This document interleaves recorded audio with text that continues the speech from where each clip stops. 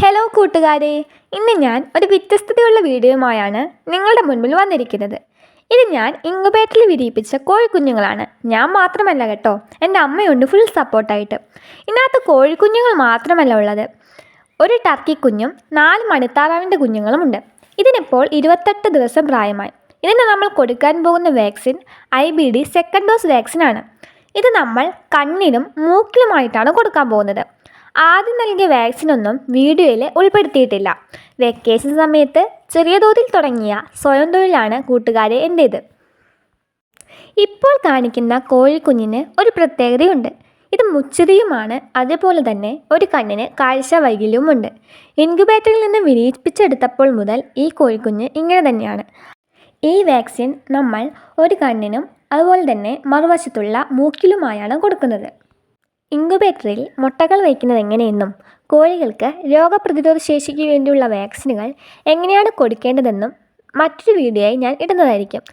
ഇത്തരത്തിലുള്ള വീഡിയോകൾ നിങ്ങൾക്ക് ഇഷ്ടമാണെങ്കിൽ കമൻറ്റ് ചെയ്യുവാനും മറ്റുള്ളവരിലേക്ക് ഷെയർ ചെയ്യുവാനും മറക്കരുത്.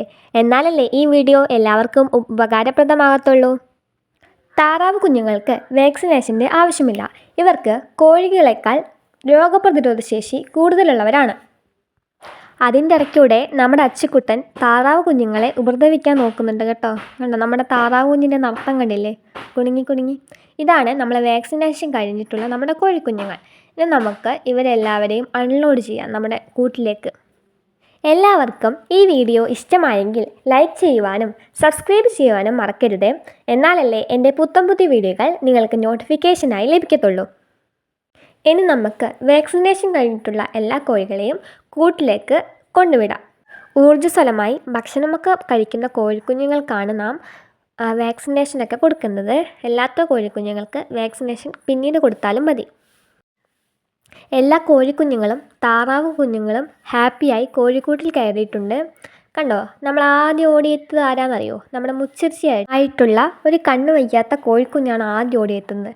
അതിന് കണ്ണ് വയ്യെങ്കിലും നമ്മളോടൊക്കെ ഭയങ്കര സ്നേഹമാണ് കേട്ടോ. അത് നമ്മൾ കൂട് തുറന്ന പാടെ ആദ്യം അതാണ് ഓടിയെത്തുന്നത് ഫുഡൊക്കെ കൊടുക്കാൻ നേരത്ത്. കണ്ടോ, അത് നമ്മുടെ കയ്യിലൊക്കെ വന്നിരിക്കും. നമ്മളോട് ഭയങ്കര സ്നേഹമാണ് അതിന്. അടുത്തൊരു പുതിയ വീഡിയോയുമായി നമുക്ക് കാണുന്നവരേക്കും ടാറ്റ ബൈ, സീ യു.